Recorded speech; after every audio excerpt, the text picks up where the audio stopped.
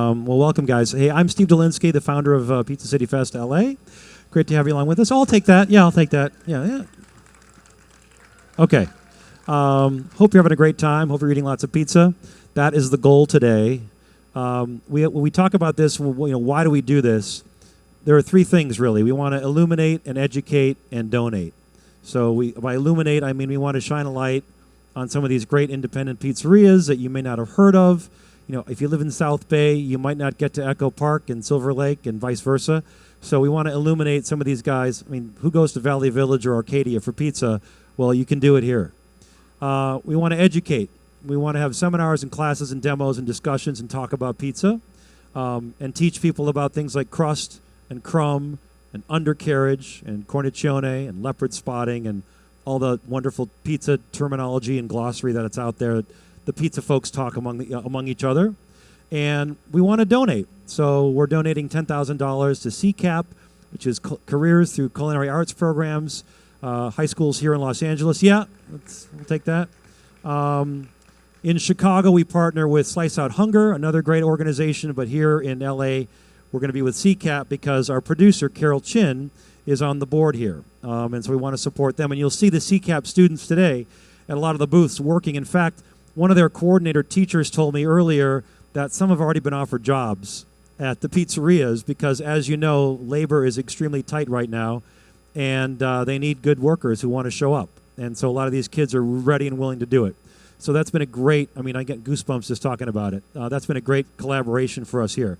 So illuminate, educate, and donate. And our next panel today, is it education? I don't know. We put this together, several months ago. We were talking about panels we should do, and of course we're going to do one on how to make pizza at home and how to make great pan pizza, and the dough whisperers is obviously a big important one we have yesterday with our dough experts. But when people talk about pizza, they're always like, what kind do you like? Well, it's Chicago style or New York style or Detroit style or New Haven style.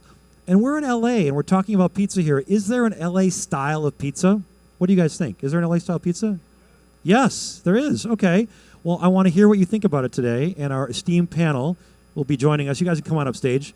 Obviously, as you can tell by the slide, Chad from Antico Nuevo is ill, so he is not here today. But let's applaud the folks who are here. Fred Eric from Pi LA, that was Eric such Wareheim. A strange intro. Yes. That was maybe the worst intro I've ever received. Thank you. How about this? Ladies and gentlemen, pizza experts, Eric Wareheim. Justin De Leon, Fred Eric, who also awesome. shares my name. You're in very good hands with Eric Wareheim. Take it away, Eric. Wow. Man, sorry, I'm coming in hot to this fest. I love pizza.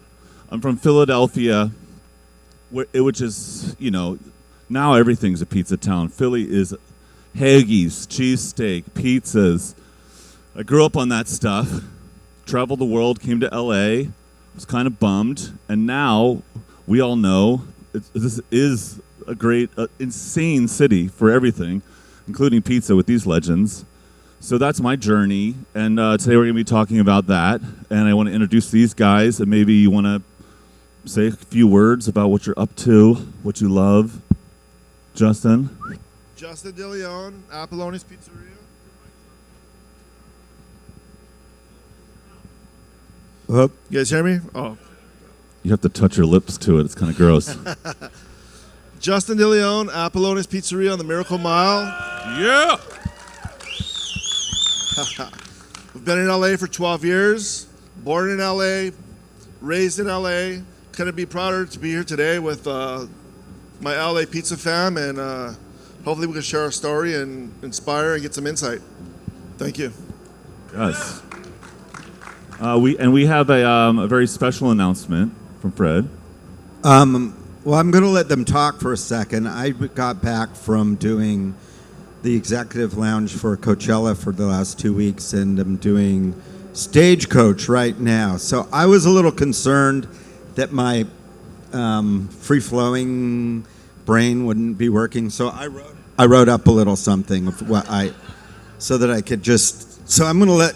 I could talk about it first, or we could all talk, and you want to say anything? Well, now that you introduce the speech that's in the pizza box. I don't know if I can even concentrate until I hear some of it. Excellent. I'll do that. I will start it off. It would just, I may not read it completely, but anyways. So Los Angeles.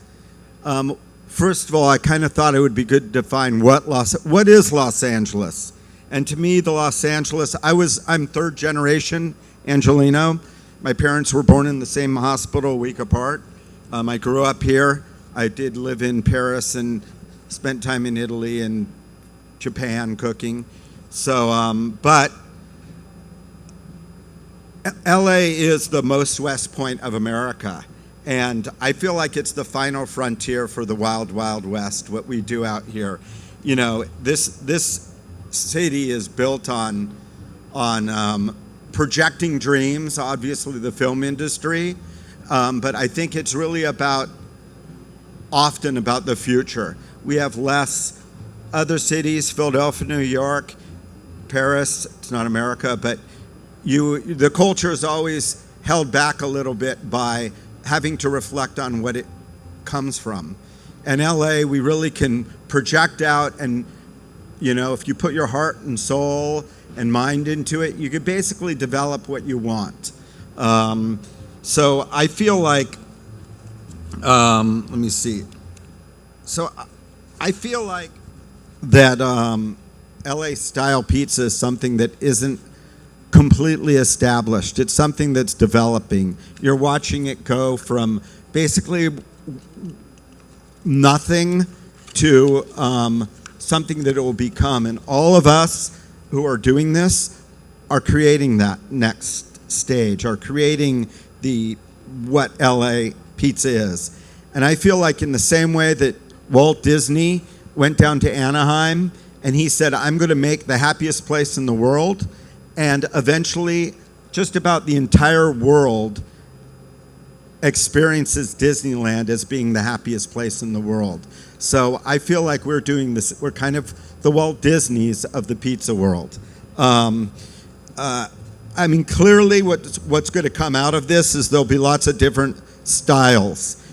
But the one thing that will be consistent is a uniqueness in craveability and flavors, and all of it based, I think, on a real traditional sound technical process, which made pizza one of the biggest, most successful food items in the world.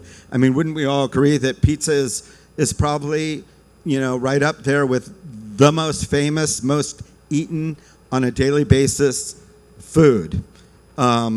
So my dream of defining LA style pizza, I mean, if you actually look at our logo, which Shepard Fairey, designed, it actually says Los Angeles style pizza, because our vision, my vision, is to really establish what LA style is and bring it first to the city and then to the world, and have us all work towards establishing that.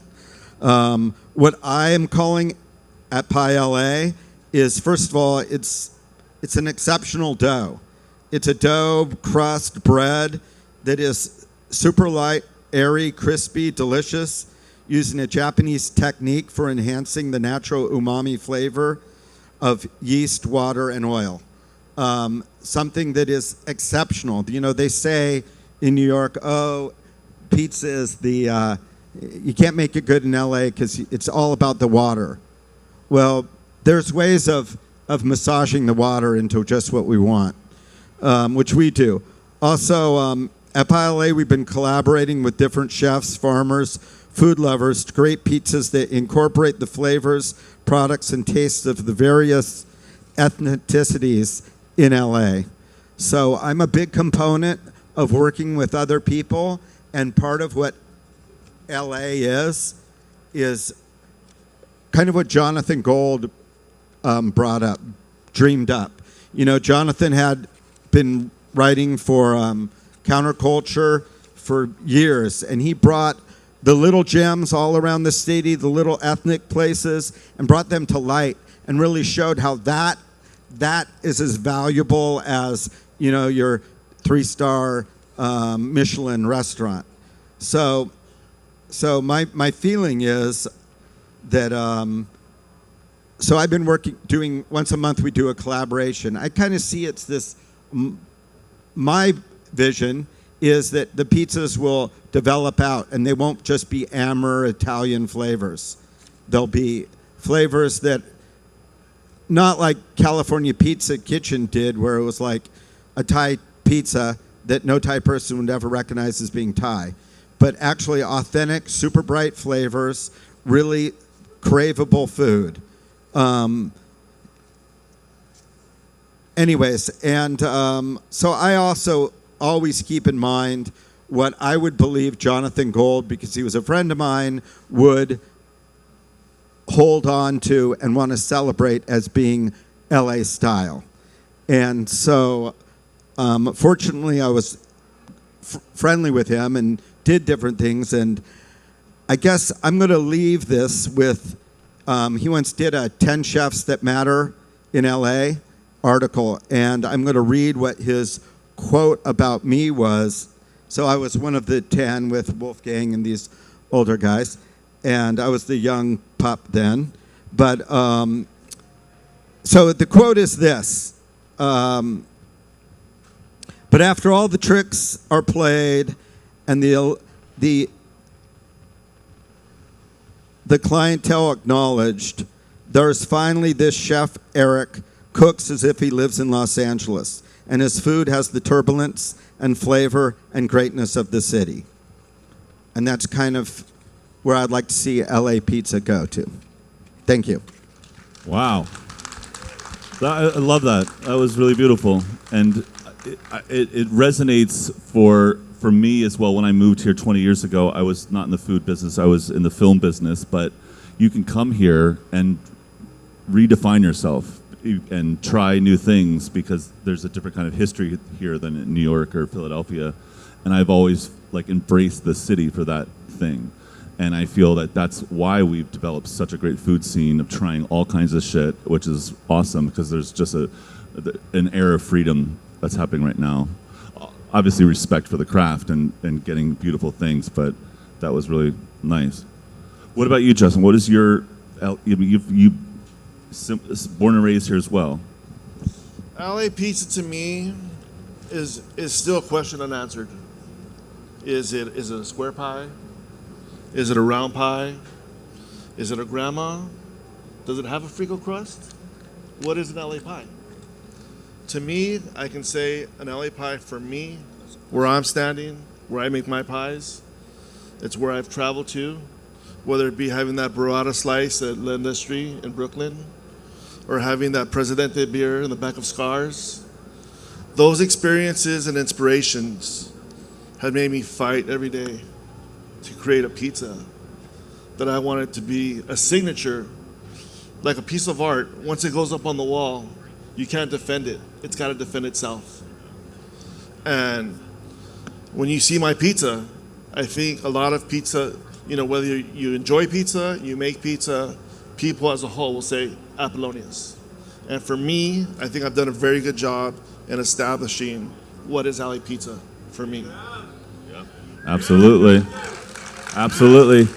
And it's interesting you say the art aspect of it, because obviously we eat with our eyes. Pizza is like Fred was saying, one of the most iconic things you could look at. And my social media feeds are just pizza. It's just what I want to look at all day.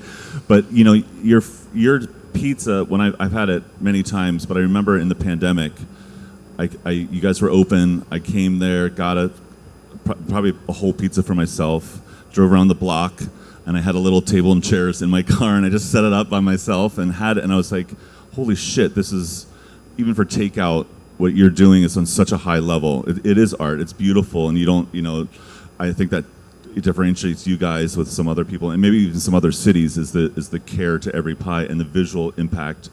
And you were a photographer in another life, or you still are a photographer? I was a photographer. From day one, my goal was to open a pizzeria that would finance my personal fine art projects so that I could shoot. Yeah. Obviously, I was a failure at that. I just use my phone nowadays. The cameras that I buy and collect are one day I'm going to be able to go back and shoot again. Well, my one day and go back and shoot again is my daughter. She now shoots for me. You know, she has her own camera. She shoots film. So to me, it's like I know what I'm doing is rubbing off on the next generation, whether she wants to be part of the pizzeria or not. But photography and pizza to me have always been the same. You know, it's just a different chapter. It's an expression. Some people don't understand, like, you're overworking yourself, you're gonna kill yourself. Well, to me, every little par bake I make in my square is like my little child. And you wanna see them hopefully grow up, develop, and move on. And of course, some don't make it and become like little, you know, troublemakers, and you gotta try harder the next day to make a better one. But it's that cycle that keeps me going and going and going, and I hope my best pizzas are ahead of me and not behind me. I hope so too. You know, do you is there ever a moment where you guys see photographs of your work online and they have the pizza grease smudge on the front of the lens, and you're like, come on, can't you get a nice crispy shot here? I mean, it's strange you say that. Like, someone told me that it was perfectly. When you do the things yourself, all you do is see is the negative. Yeah. But when someone else does it, all you see is the positive. But in my photography, I'm like, oh, I can't post that. They didn't get the shot. Oh, I can't post that. They didn't get the shot. And my wife will be like, what are you doing? You're not posting anything. And I guess it's just like, from being with a photographic background, to me, it's like everything's got to be perfect. But I've got to learn to realize it's never going to be perfect. Well, I'm going to take this back to pizza. I love photography. My mom taught photography in Philadelphia, actually. At Tyler. I took photography at Tyler. Oh, Vita, it was her name, Vita. No, which my restaurant, Vita, if some of you, I'm sure Alex could attest to, was an institution for years in Los Feliz. I came from a chef background. I worked, that's actually before that I was doing what Alex does. After high school, I went to be a biodynamic French intensive farmer, which is where I want to get back to eventually, is having a farm where I could grow produce and have a high quality life. So to all you farmers out there, Alex, thanks. Thank you, Alex. That's a good point. You know, we do have insane quality produce here, everything. Does that, for both of you guys, does that play into your restaurants? Is that something you guys think about? Is that part of the LA pizza experience for you? It's not only the produce, but just about every food product. In particular, you know, let's say this. When Wolfgang was at Ma Maison, you couldn't even get basil in a market, right? We now could get not only we could get, you know, amazing Thai fresh product. The Japanese farmers are growing amazing Japanese tomatoes. You could really get, you go to the Santa Monica Farmers Market, but you could get all sorts of product that you couldn't get. And now there's a whole new breed of product out there with the gluten-free and with you know, technology catching up to doing things that, I mean, we could project, I could sit here and project 1,000 recipes of something that has never been done that could be mind-blowing due to what is now available. And so it's a great time to be able to cook. And yes, I think we all do this. The kernel of hospitality is loving what we do and loving to know that people will enjoy it. You know, that's where I have 2 daughters. One of them was working at our stand yesterday, ISIS, and you know, it's all about working. I mean, the pizza I've done, I developed a lot of it in the pandemic. They would have clipboards with me. I'd be like, okay, today we're going to push the dough as wet as we can. Let's see, here's 5 different wetnesses. Where is it going to go? And so, but it all comes down to making that. I mean, he will have a totally different perspective of what his vision is, and but we both go after the goal, which is you pick up the pizza, you taste it, and you say, damn, this is the best thing I've ever eaten. And even look at our little tagline is, where is it? Because I kept having people trying to eat it with forks. So our tagline is fork off, use your hands. But anyways, so I think they could all speak on, it really comes to that equation of really focusing on what we're doing to make something that other people can enjoy. Yeah, I mean, totally. Just to bring it back to me for a second, because I feel no, I'm just kidding. I come from a comedy background, and what comedy is giving someone pleasure of laughing. Like cracking up a friend is the best, or someone cracking me up is the best feeling. Then I got into pizza, and I'm making a pizza for a friend and having that like history of like, I love pizza for my whole life. That is like the same feeling of like giving and sharing that stuff. So that's like a really profound thing, which I love about the whole pizza world. Who's your favorite? Well, what sort of comedy movie do you like? Are you fond of? I mean, there's no good comedy anymore, unfortunately. In my What opinion. about like Waiting for Guffman or that I mean, guy? that's my number one. I mean, if I had to say, I thought you meant like modern stuff. Yeah. I grew up on like Christopher Guest stuff, and Yes. that stuff is brilliant. But I don't know. Yes, question? His question is, Justin started with a thin crust and he moved to the square pie. What was your inspiration for that? The square pie, I would say, took 5 years to develop.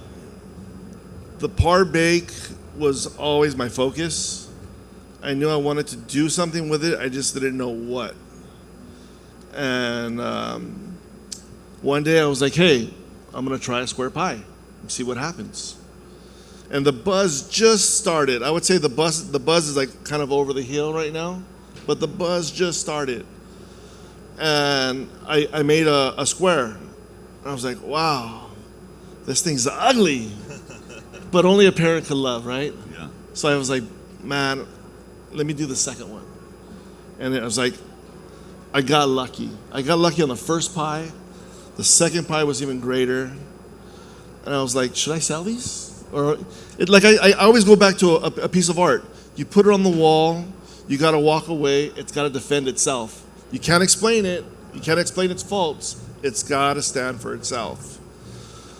I was like, all right, this Friday we're going to sell square pies and let's see what happens. And we're a new shop, struggling, just trying to survive, trying to get to the next year and the next year. And all of a sudden the restaurant was crowded. I was like, wow.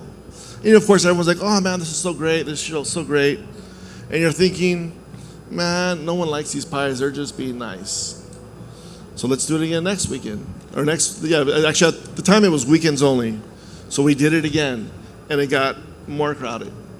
And all of a sudden, every weekend was insane for us. During the week would be quiet, weekends were crazy. And a friend told me, he goes, I don't think you're ready for this. I don't think you're ready for what's going to happen with your square pie. And to me, I liked it, I believed in it, but I kept going back to will it defend itself on its own? And every day, every week, every month, every year, the momentum just kept growing and growing and growing. And we're pretty grateful to be here, especially here today, with our pie, with all these people outside that want to try our pie, with my staff taking a beating, But as a family, with me, my crew, my wife, my daughter, we fight to make that better pie. Because it's more than just something that we eat. It's something that I'm able to share with all of you. It's something that's part of your body. It's something that you trust me with. And in the end, that's the goal. For us to be together. Beautiful. That is beautiful. I want to see that. I want to listen to that every morning You before didn't I press get up. record. Oh, God damn it. I mean, that is like on a deep level, another thing about pizza that I enjoy. I look at it as a practice more than like, oh, I have to do this to get to this goal. It's like I just want to do it. And the act of doing it with loved ones, with your family, and doing it for your friends or your family of people that live here in LA is like a beautiful thing. And I don't think there's not in, I don't think every culinary world is the same way with that. Especially with when someone comes out and explains the theory behind the food before you can eat it. You're oftentimes like, that doesn't hold up to what it tastes like. Like art. Like you could look at it and be like, well, I was inspired by this and that, and just like, shut up. Let me. If it doesn't look good and taste good, it's. So I think that's a good point of a great pizza pie. Are there any other questions? Did anyone? Well,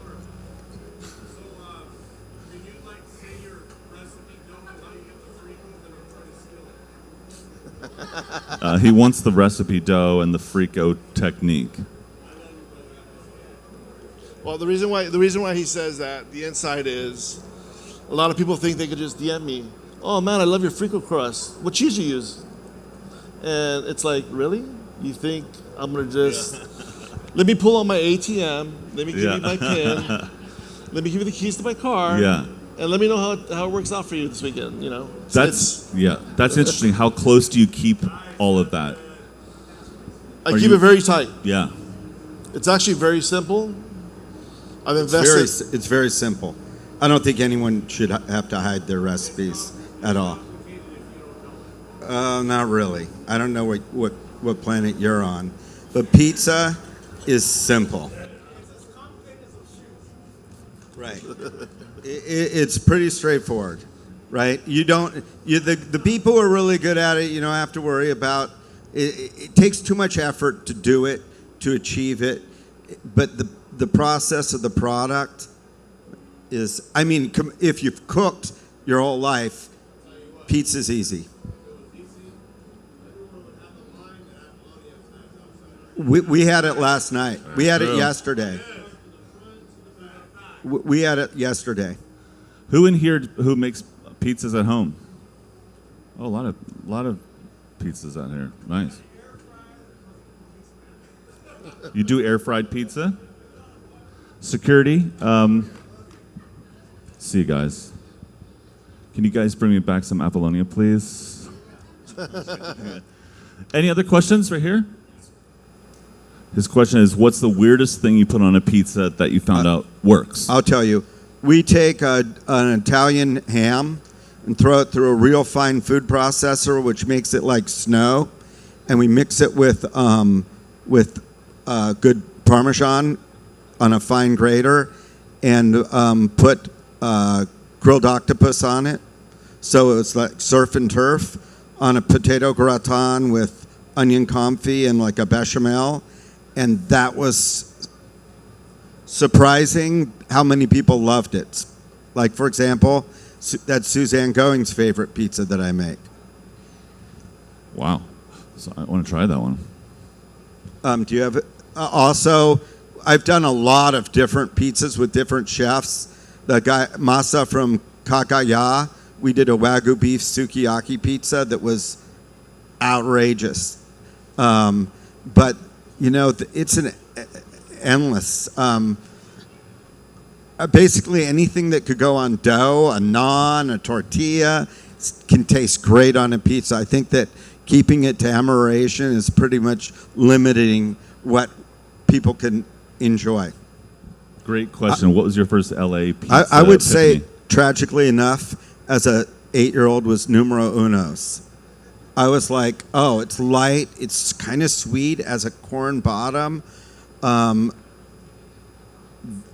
That was probably the first, and then there was many others. But clearly, when Nancy came out with mozza, I was like, damn, that girl could take something, turn it on its head, and make it exceptional.